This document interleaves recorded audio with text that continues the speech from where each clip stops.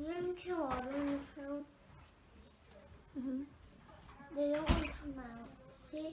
There I was. See, look.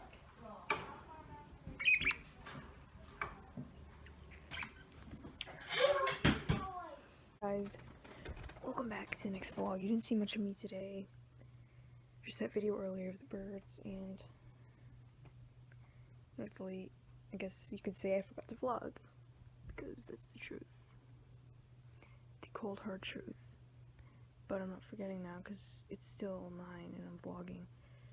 But it's really hot for me. It's 46 degrees. It hasn't cooled down by tonight already. It's in Fahrenheit, by the way, not in Celsius. In Celsius it's like 8 degrees, I think.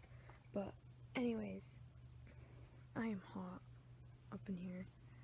I'm in the attic, which is where we've kind of made our own room, me and my brother, and a lot of the temperature up here depends on the outside surroundings. So if it's hot outside, it's gonna be wicked hot up here. If it's warm out, it's gonna be pretty hot up here. You get it.